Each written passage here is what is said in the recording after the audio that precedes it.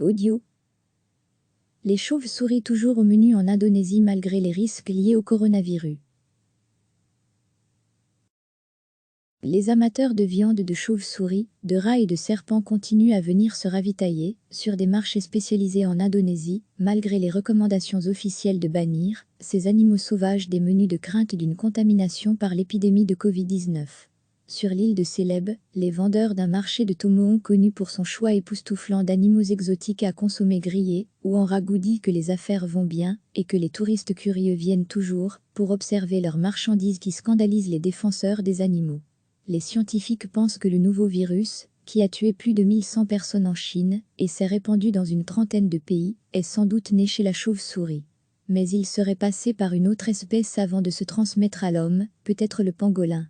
Degré, notre dossier sur le coronavirus. Un marché de fruits de mer et d'animaux exotiques de Wuhan, la ville à l'épicentre de l'épidémie, est considéré comme la source probable de la transmission à l'homme.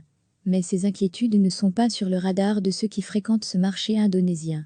Ces étals proposent un large choix d'animaux destinés à être cuisinés, des serpents géants, des rats empalés sur des bâtons, des chiens grillés, dont le pelage est brûlé à la torche.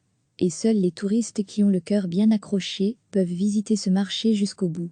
Si l'on ne cuit suffisamment pas la chauve-souris, bien sûr ça peut être dangereux. Le vendeur de chauve-souris Stanley Timbulan affirme qu'il vend sa marchandise 60 000 roupies, 4 € le kilo aux acheteurs de la région, dont la soupe aux chauves-souris est l'une des spécialités culinaires.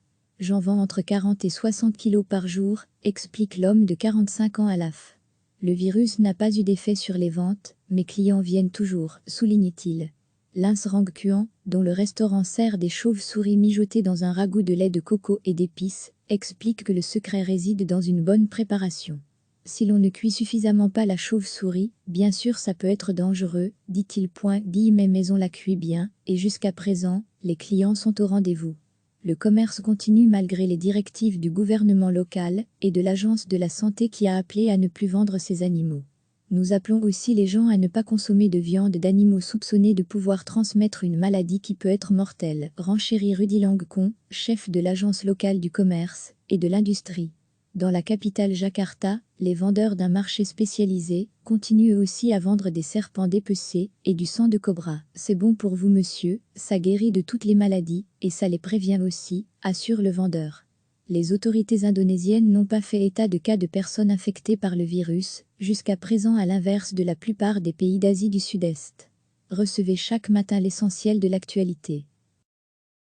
Cliquez sur s'abonner pour recevoir les dernières nouvelles.